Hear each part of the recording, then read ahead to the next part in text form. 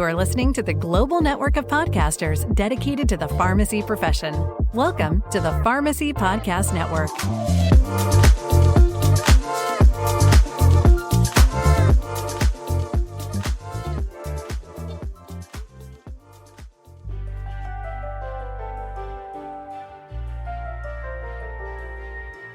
Hello and welcome to the Holistic Pharmacy Podcast. I'm your host, Marina Buksov, and I'm a functional medicine pharmacist in New York. I'm also a clinical herbalist and an integrative health coach specializing in mindfulness and empowerment. I'm on a mission to transform the way we approach healthcare by bridging the wisdom of traditional medicine with modern practice.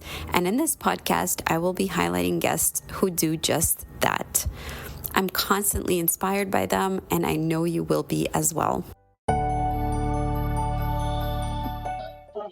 Hello, everybody. Welcome back to the Holistic Pharmacy Podcast. And today I have another exciting guest on the show. Her name is Dr. Nammy Patel, and she's a graduate of the University of California School of Dentistry. She's a champion for her patients, fellow dentists, hygienists, and team. And she was one of the first people to put forth the movement to bring eco-consciousness into the dental world. She specializes in green dentistry, which is a holistic, functional Ayurvedic approach to dentistry. So I'm so excited to get to all the hot topics that we have today going on around oral health and microbiome and the connection between the body and the mouth.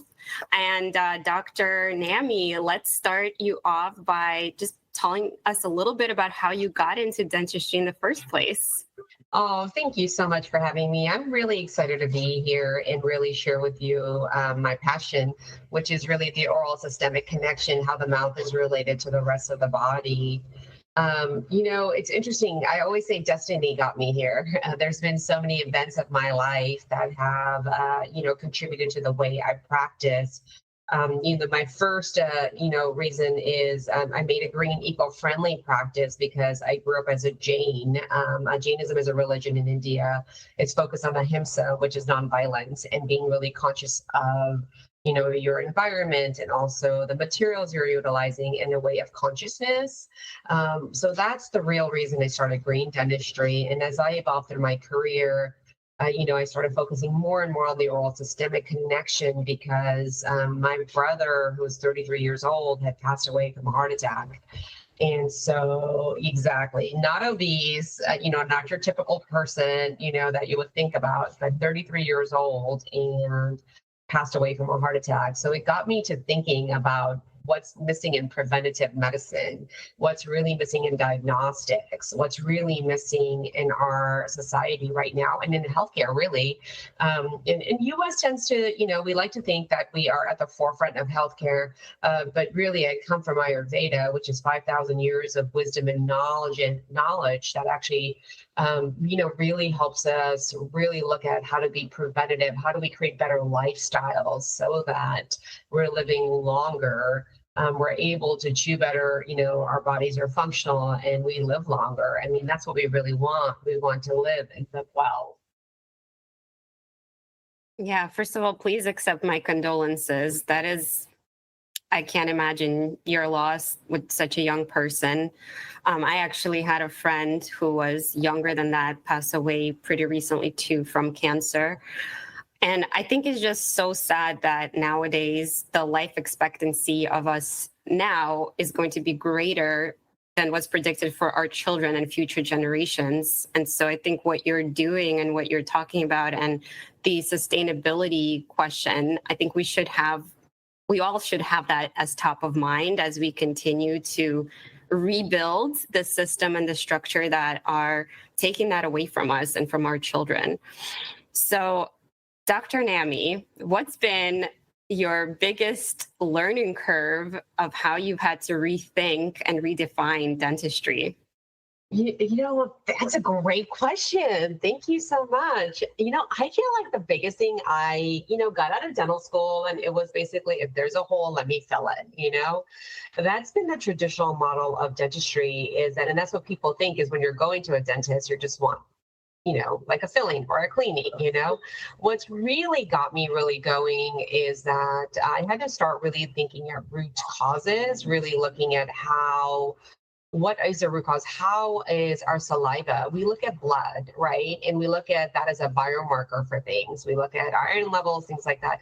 But the saliva is a biomarker as well. Looking at the biomarkers that our saliva gives to us, we can actually figure out the bacteria that cause heart attack, diabetes, cancer, Alzheimer, arthritis. And, the second piece of it was the reason being looking at saliva is because we're swallowing 5 gallons of saliva every single day.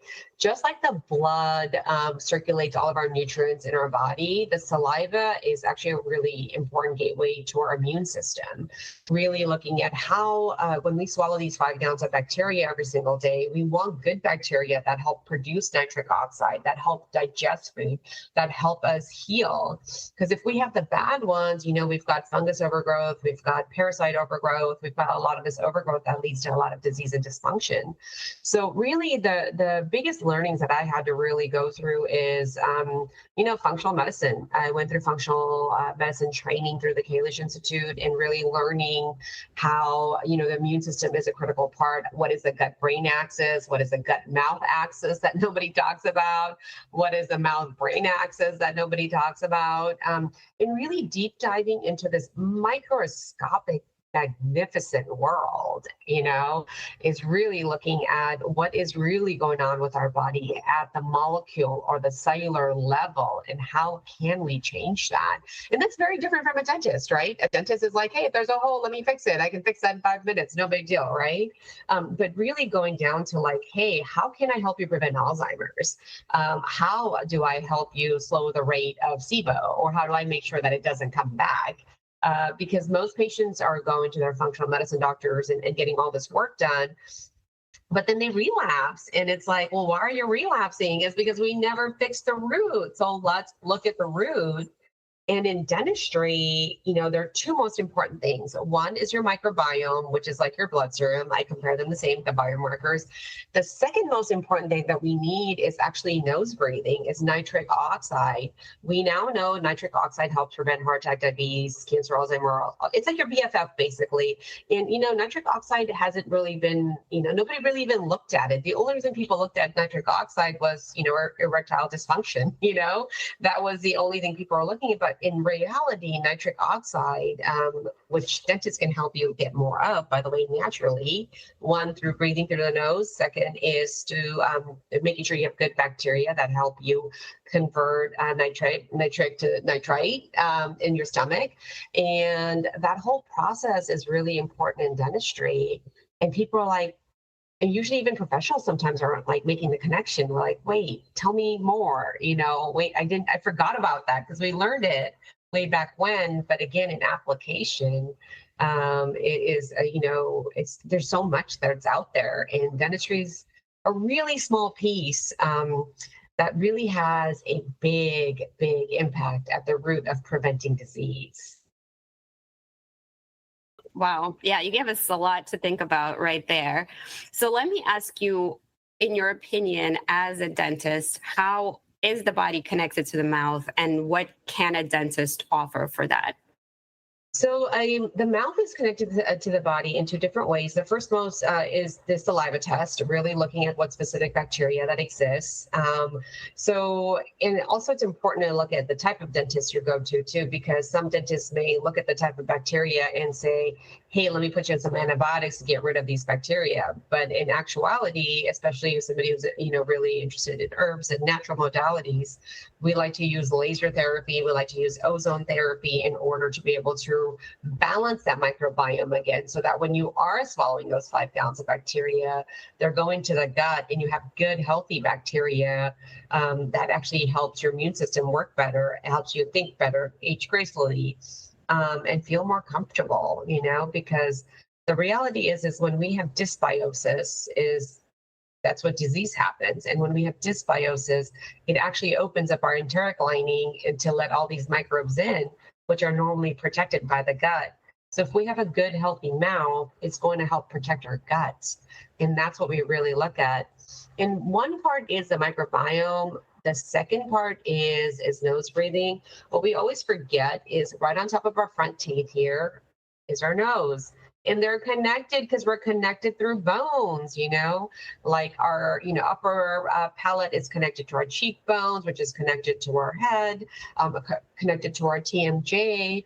And really, when we start looking at, the skull is connected by sutures, the connection is really important because if we look at people who have had braces or people who have them sucked, we will find that they cannot breathe through their nose. And the reason being is that their palates that should be normally flat end up being really like vaulted or V-shaped.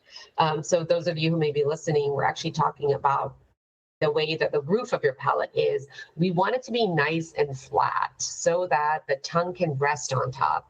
And then when that tongue is resting, it allows the sinus cavity to actually make sure that it can breathe really well, and then also make sure it drains really well, because our sinus cavity, our nose, is actually filtering a lot of toxins from the air, and then also taking that oxygen and convert into nitric oxide that our body can use.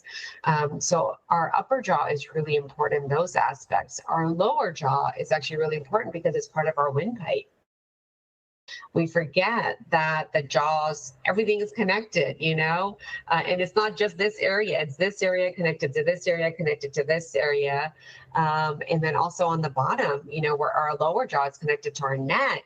And if we have sleep apnea, or if our, jaws are really narrow, which means our windpipe will be very narrow, it's going to cause a lot of concern. And one of the biggest things that we see, especially as we get into 40s, I don't know about you, I'm in my late 40s here, but I have so many friends who have a stroke or who have a heart attack, and the medical doctors are not screening for sleep apnea. They're not screening for upper airway resistance. They're not really looking at, hey, what really is going on here? These are young, healthy individuals, and a lot of them professionals. Yes, we have stress, but it shouldn't be where it kills you, right? Stress is, our bodies are designed to handle stress. We were in the forest at one point, and we had a tiger who was ready to attack us anytime. Our bodies knew how to work with that. And so, really looking at what are some preventative ways that we can live longer and really prevent disease and, be minimalistic.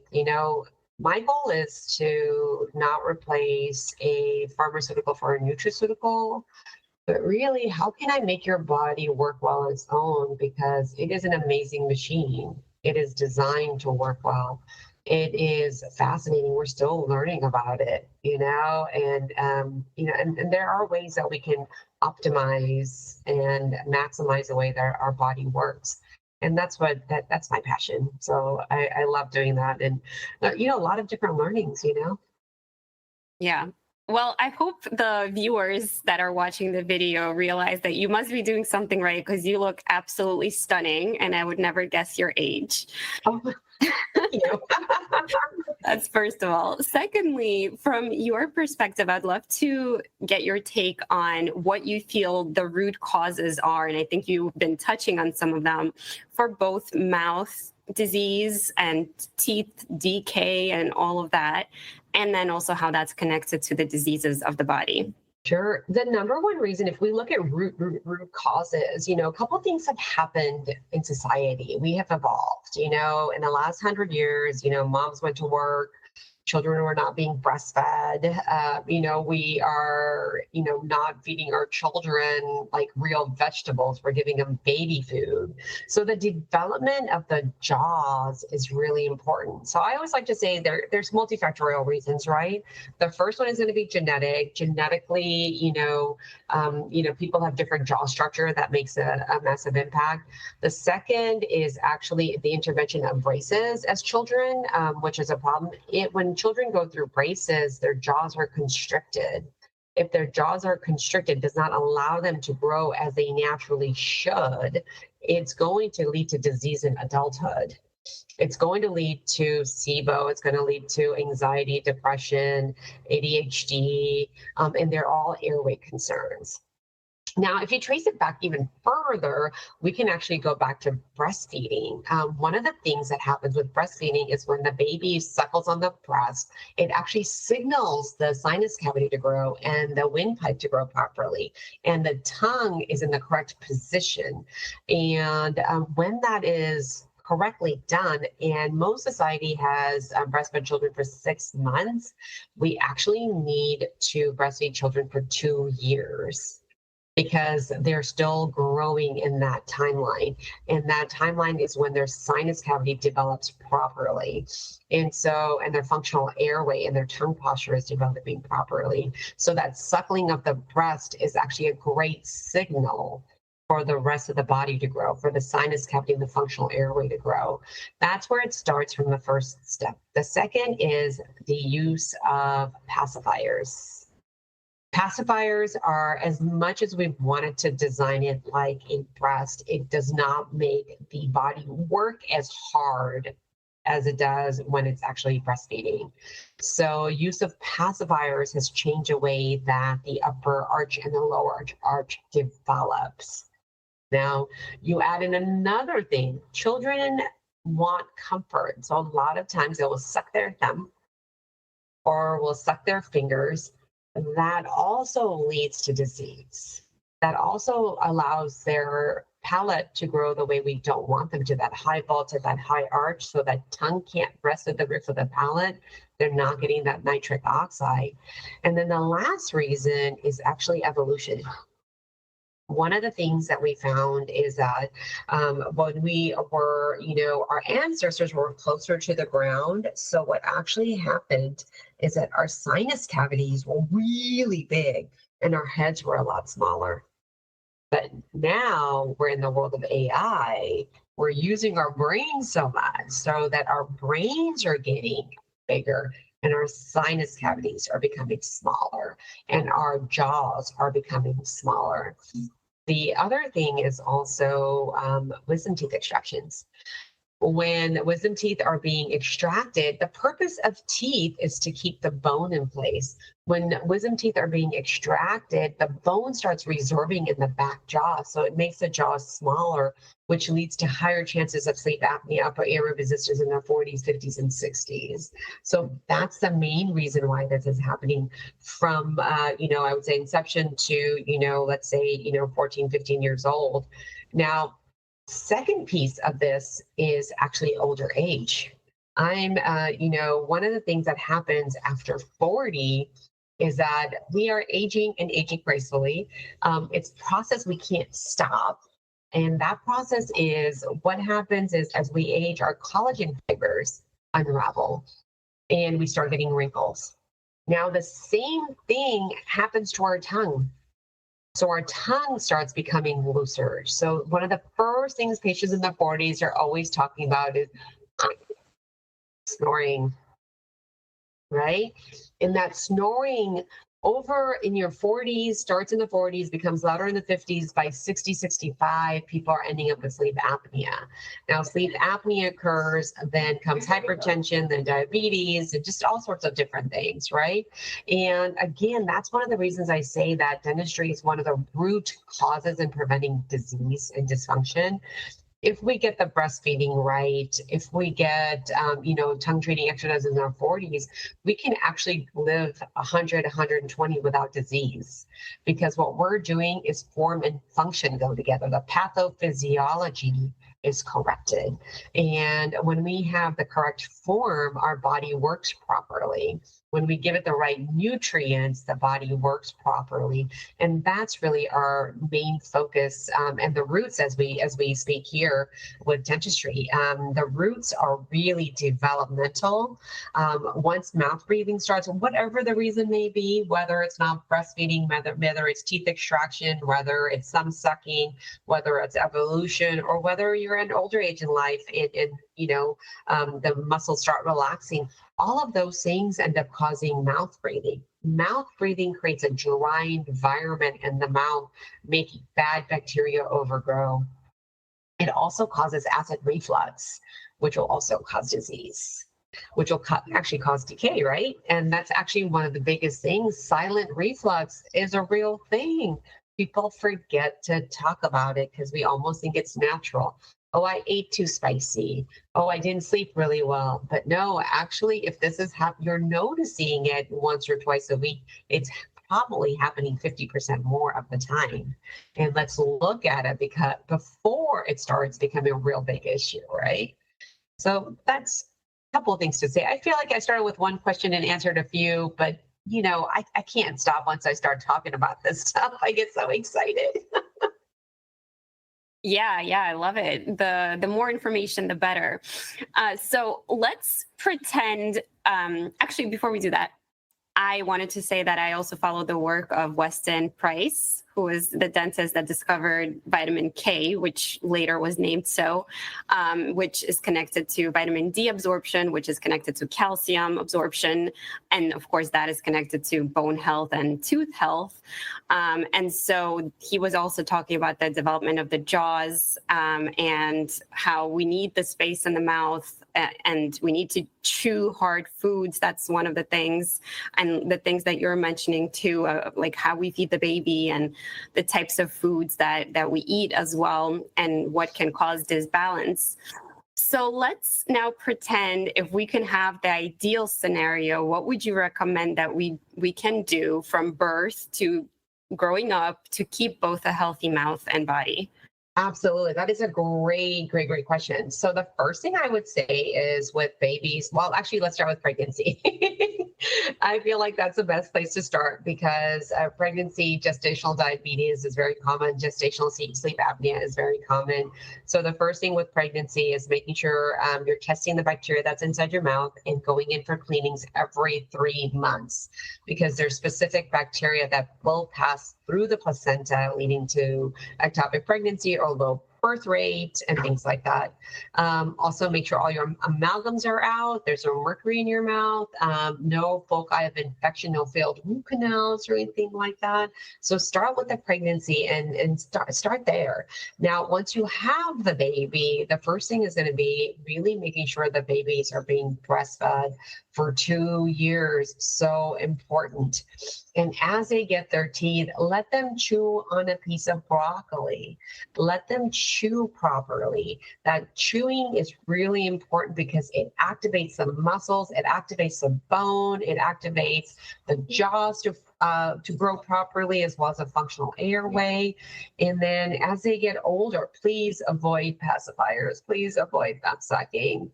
Please avoid those. Now, as the children get older and they start going to preschool or school, the things that I would recommend would be, these are a little bit outside of dentistry, but really important. Make sure the kids are showering as soon as they get home.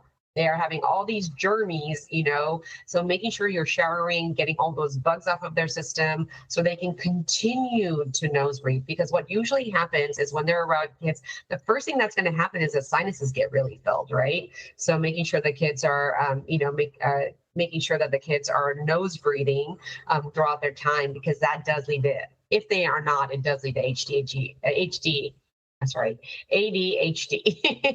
tongue twister there. So starting there, toothpaste wise, I like to use hydroxy nano apatite. It has a wonderful product which actually helps remineralize tooth structure, and it doesn't have fluoride in it. So that's a toothpaste I would recommend. And I would also recommend that they tongue scrape or use a finger brush on the tongue to get rid of all the bacteria that's on the tongue.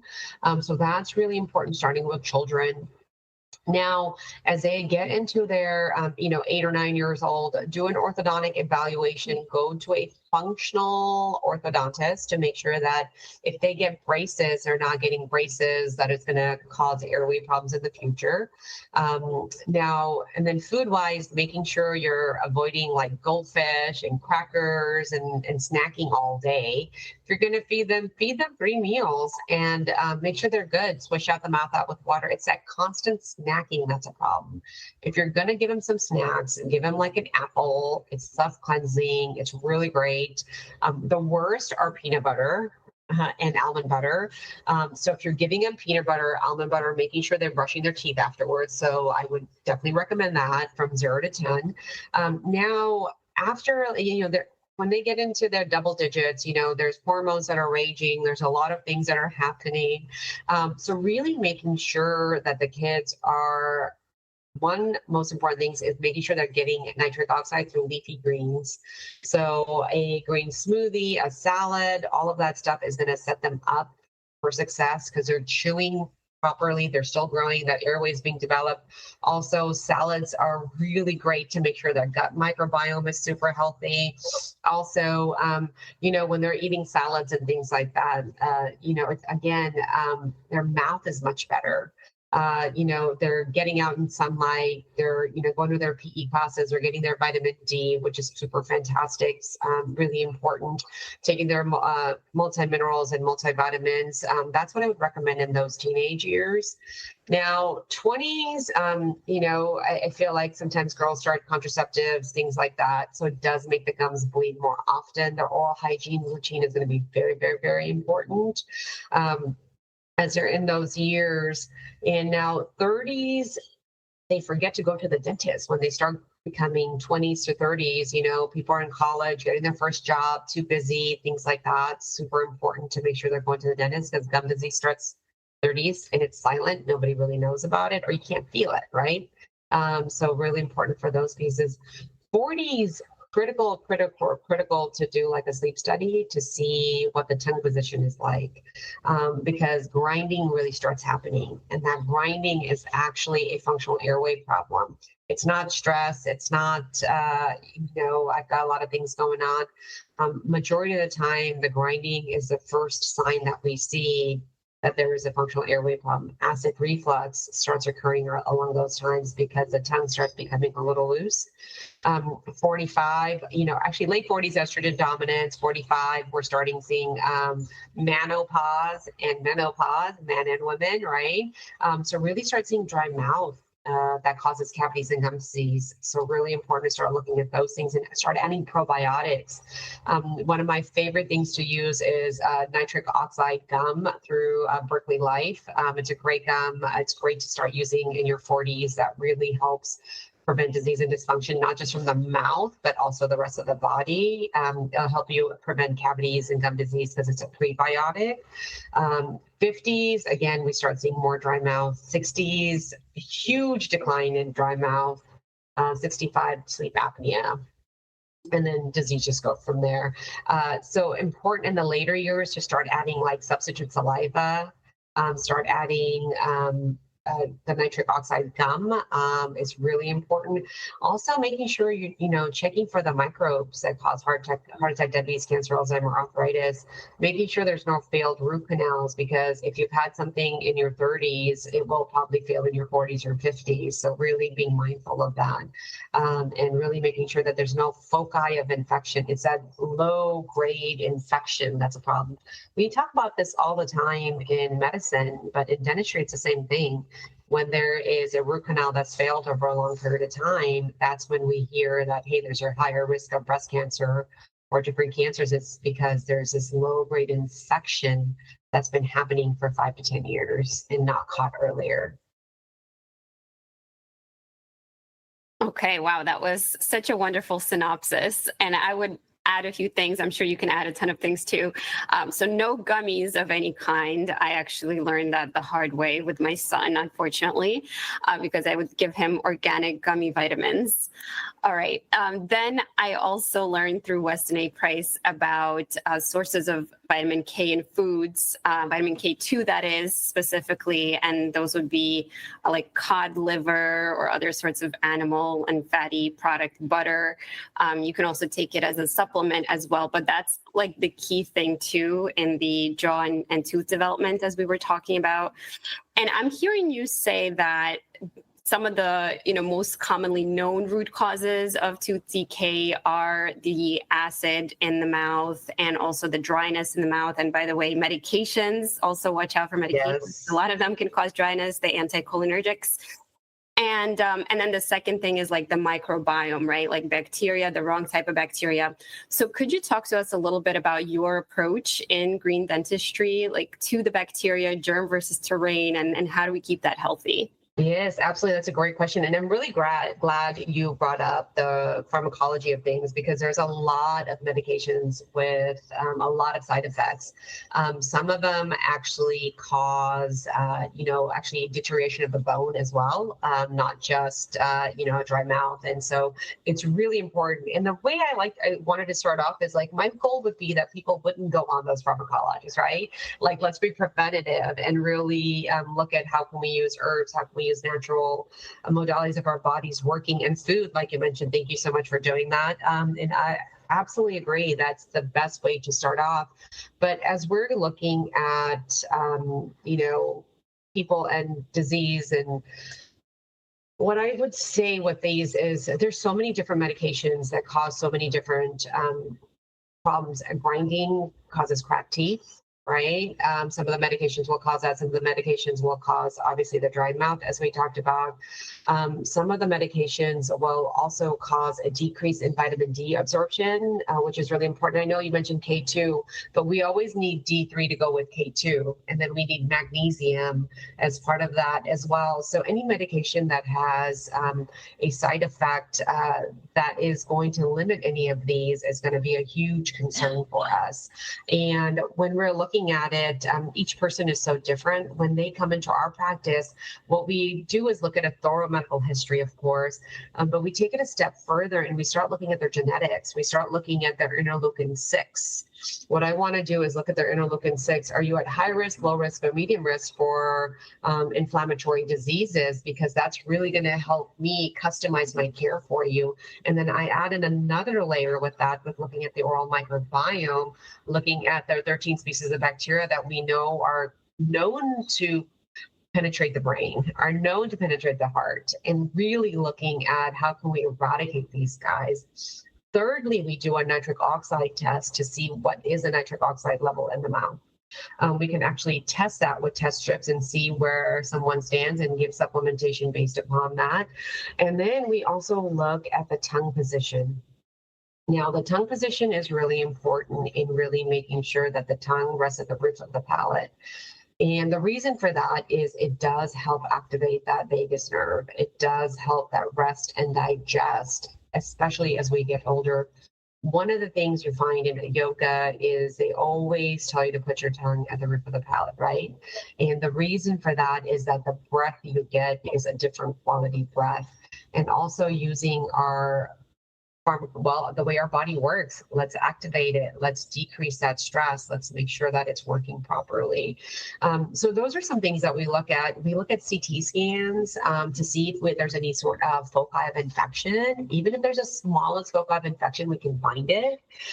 We can see the bacteria that are inside there, and if there's an old failing root canal, of course, any mercury that needs to get cleaned out.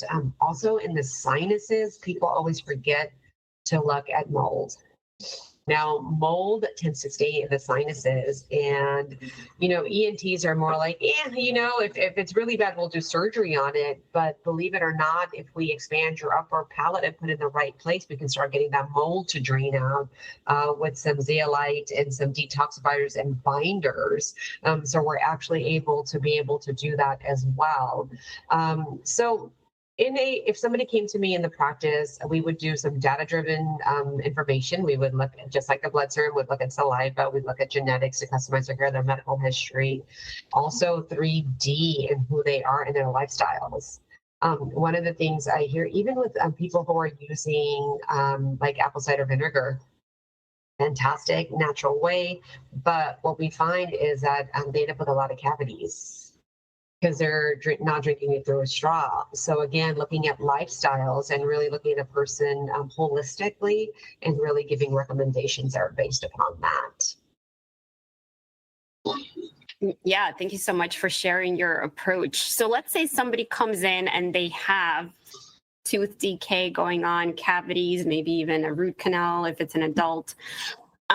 What ways would you recommend they approach their oral microbiome and then start to rebuild maybe some enamel, or, what's your approach with all that? Yeah. So if somebody has root canals, has gum disease, or some bacteria and stuff like that, the first thing we want to figure out is where is that coming from, right? Is it just acid reflux? Is it that they're not brushing their teeth, or is it sometimes anti-anxiety medications? Just like let's figure out where the root cause really is, and then once we address the root cause, the first thing I would do analyze the bacteria in the mouth. While that's getting done, I would get if there's an infection like a root canal. Root canals are okay if they're done properly. They need to be done with lasers. Lasers actually eradicate those bad bacteria that we were talking about in the like you read about failed root canals and those foci of infection.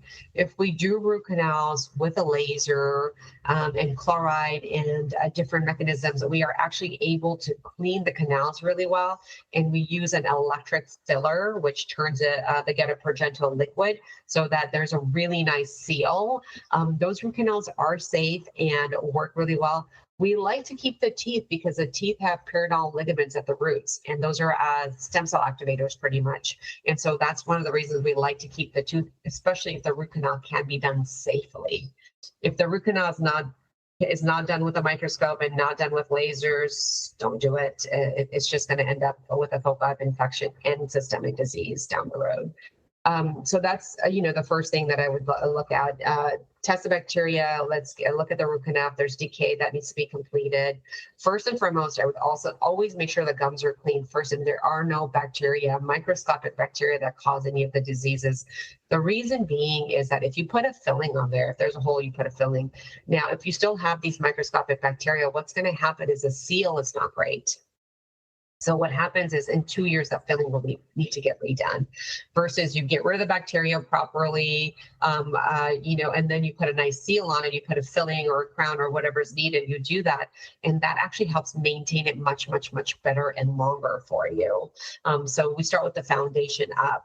Now, as far as, once treatment is completed, the first thing I would do is make sure that they're on some supplements. I always love a probiotic and a lozenge.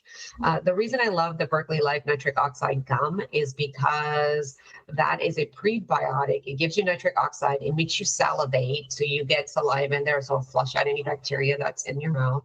And also, it allows good bacteria to survive. That's the main reason I love that gum.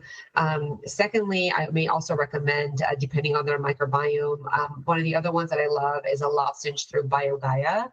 And earlier we talked about vitamin D and K2 and things like that. So I really like, if somebody has a high predisposition for inflammation, I really like utilizing BioGaia. Osfortis is really fantastic because it helps with bone density and also calcification. So I really enjoyed that one. We also look at, if they need magnesium. Magnesium is great for sleep. If somebody had, is having a lot of acid reflux, is it because maybe, they're drinking too much coffee because they're an attorney and they're stressed out all the time? I would want a cortisol absorber for them before they go to sleep at night. So I would put them on a cortisol absorber, and magnesium. BioOptimizers is the one that I really like. The cortisol absorber, I believe, is cortisol manager is the one that I really love. I have them take that before they go to sleep so they get good sleep, breathing through the nose, mouth hitting their mouth, and it works really well. Toothpaste wise, I figure out what they need. If they just need remineralization, I would do, one of my favorites is Boca, Boka. It has hydroxynanoapatite in it. But if they have a biofilm problem, I would go with Biocidin or dentalcidin.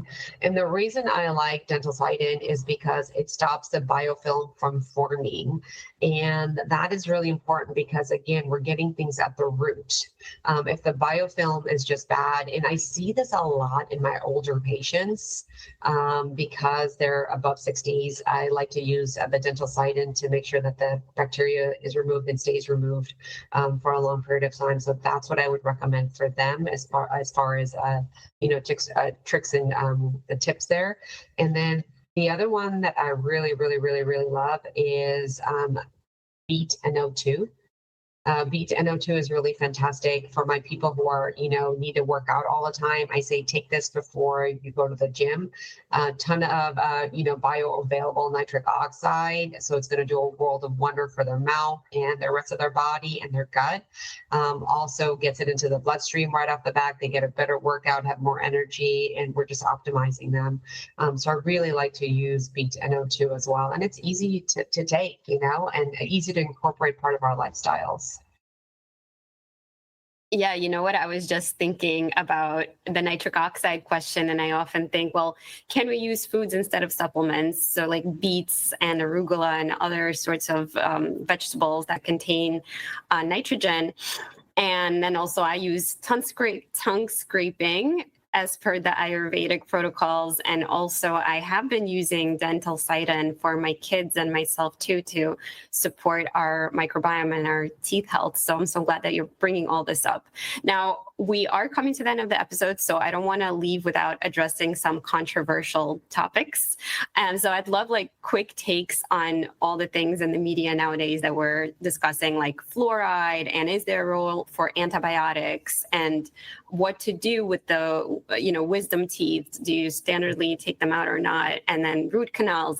So if you can quickly give us your take on those things. So first and foremost, I feel like I'm going to start with the root canal. If they're done safely through laser therapy, they're safe. And then just make sure they're being checked out with a CBCT at least once a year. So if there's any foci of infection or cracked tooth, we can check that out. Fluoride, fluoride tends to be more of a thing for a lower socioeconomic background, which helps prevent decay. 1 part per million, for a majority of the population, it's going to be okay, but there is a group of population it's not okay for. And remember, I talked to you about the interleukin-6, those portion of the population that's predisposed to disease. And for those, I would not recommend it. We just have better alternatives now. So I just say, why even deal with fluoride? Because we have hydroxynanoapatite, which worked really great and helped mineralize natural tooth structure. So those would be the biggest thing that I would say with fluoride. And then what were the other things you were asking about? Sorry, I forgot. Yeah, that's okay. So let me just ask a quick follow-up about the root canal. So many people, have now been uncovering that it is connected to systemic health with the infection leading to the places that you talked about and how it's all connected. But, if there is a need that somebody has a very big and deep cavity and tooth is decaying, and let's say they got a normal root canal done. So what can they do? Should they be checking, like you said, and hoping? Should they be redoing it? What should be the best strategy, and how to prevent new ones? Yeah, absolutely. If you have a root canal that's been placed already, the most important is a CBCT. So we can see a foci of infection there. That's number one. If you have more than 3 and you have a systemic disease, you need to go see a specialist right off the bat, get them out and get them redone, because that's definitely a foci of infection. So especially Alzheimer's, any cancer, anything like that, definitely want those guys out ASAP and redone to current standard protocol, because they've probably been there for a while. Now, to prevention-wise, the biggest thing that we need to really look at is where did the root canal come from? Is it because you weren't brushing? Did you crack your tooth? That's one of the biggest reasons for needing a root canal, because it cracked at the gum line and into the nerve. Or is it acid reflux? Is it medications? What is really the root cause? So addressing that root cause. Once you fix the root cause, you shouldn't get any more decay as long as you're brushing, flossing, coming in using some supplementation, like we talked about with the nitric oxide, or prebiotics and lozenges. If it's dry mouth, there's a substitute saliva that can be utilized. So let's really figure out what the root cause is and then address that. And not just brushing and flossing isn't the only thing. We got to look at the medical condition that caused it. If we look at the medical condition that caused it and address it, then we're in really good shape. And then you had mentioned antibiotics earlier too. So I am not a big user of antibiotics. I am all about probiotics and laser and ozone therapy. That tends to work really, really, really well in lieu of antibiotics. So, when I talked about these specific bacteria that cause heart attack, diabetes, cancer, Alzheimer, arthritis that are in the mouth and the saliva, so one of the protocol is to remove them through antibiotics. I usually don't recommend that. I usually do lasers, ozone, iodine first, and then I retest to make sure that they're gone. If they're not gone, I pretty much know that this person either has a tumor, either has something else that's growing systemically. So I really need to direct them to the medical doctors and say, hey, you guys need to dig deeper here, because if I've cleaned this up and I'm testing the saliva, which is a secretory fluid, and I'm still finding these bugs in there, this doesn't make any sense. We've got to go deeper and look at what the root cause is, and let's make sure we address that. That's typically what we do. There are instances that I do prescribe antibiotics, and it is in those patients if they have cancer. And pretty much, we've been spot on, either a benign tumor, either some sort of a OMA is the right way to say it. Sometimes lingering diabetes, something else is really going on, or pre-diabetes that's really going on that we really need to address. So in those patients, we do the antibiotic treatment 7 to 10 days with probiotics. So it's not just antibiotics, we use probiotics and dental side, and actually it's a really great product that I like to use. So it doesn't make the body resistant to the antibiotic, and it works much better. So I really like to use that. And then we retest them to make sure that the bacteria is really gone. And then also work with their physicians or longevity doctors to really look at what's the root cause, how can we continue to support them. And with those patients, I always say 3-month cleaning. 6 months is way too long. That idea of getting cleaning 6 months is way outdated. From a holistic perspective, we want to do cleanings every 3 months because the biofilm develops. We want to make sure we get rid of the biofilm before it turns into something pathogenic. Yeah, thank you for that. And the last question I had was about wisdom teeth. Do you suggest prophylactically taking them out for people? Should we be trying to expand our jaws? What are you taking? That is a great question. And especially if you have a little one, I would say keep the wisdom teeth. Wait for them to grow. Like our skull is still growing till the age of 25, right? So if I had a preference and it was my child, what I would do is I would wait for braces. Because a lot of times the jaws, like this early intervention with braces is just a huge issue. And so let their bodies grow the way that they need to, unless you've got a class 3 bite where the upper jaw is too small and the lower jaw is bigger. Then we want to start with myofunctional therapy, things like that. That's a lot more natural rather than, going to extracting teeth and slapping braces on. What we also like to do is with the jaws, let's develop them, let's expand them. And that's actually what I specialize in, is expanding the upper and the lower jaws by activating the stem cells that are in the periodontal ligament. That's the reason why I want to keep the teeth for as long as possible. And we 3D expand the upper jaw, which 3D expands the nasal volume. We 3D expand the lower jaw, which allows the wisdom teeth to come in, and also the functional airway, the windpipe, has enough space. So those are the things that we're looking at. And I do want to bring up one more thing that we haven't touched upon that's also really important to look at is tongue ties. We only looked at tongue ties for children, but we really need to be looking at tongue ties for adults as well. I'm finding that a lot of women trying to get pregnant. Remember earlier I said that tongue helps stay at the roof of the palate, activates the vagus nerve, helps deal with our stress, all this good stuff. We're finding that a lot of disease also happens, especially stomach issues are all actually related to, or intestine issues are related to the tongue not having enough space, and the patients having tongue tie issues. And especially the younger children with celiac disease and things like that, where we're finding a lot of it has to do with the tongue position and the tongue not being able to stretch as much as it needs to for proper function. So. Wow. Well, Dr. Nammy, thank you so much for sharing all your wisdom with us today. If you have just one more minute, can we do a little rapid fire roundup? Yeah, absolutely. Hopefully this was interesting. This was amazing. So question number 1, what's the number one thing people can do right now to improve their oral health? The best thing to do is going to be, I'm not even going to say brushing and flossing because it's so basic and so outdated. I would say mouth tape. Okay, beautiful. Question 2, tell us something fun, like a hobby that you have or something surprising about yourself. Oh, I love tea. That's such a funny thing to say, but what I would say? Yeah, I'm just purpose driven. I'm just really happy. I'm happy on the inside out. I do this because I want to. I love it. I have a great life. I feel really blessed. Something fun and interesting. I still love racing cars. Cool. Awesome. All right. Thanks for sharing. And then the last question I have for you is like, what's your advice for other dentists or even people that are looking to explore like a more holistic approach to dental care? The first thing I would say is look someone up in holistic health. Actually, let me rephrase that. You can go to my website, drnammypatel.com. I actually have courses for you. So you can actually go through a course and look at the oral systemic connection. It's a great course. It's super easy. And you really get to learn about how the mouth is related to the rest of the body. From then on, reach out to us. Happy to answer any questions. If you're a dentist, would love to help train you because this is really important. We must do this as a profession to help everyone.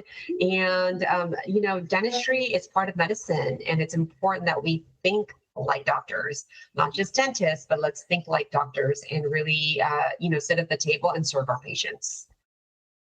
Love it. So finally, please tell our listeners where they can learn more about you and your work. I think you just did that. But anything else about how you practice? You mentioned telehealth. Like, what kind of things can they look you up for?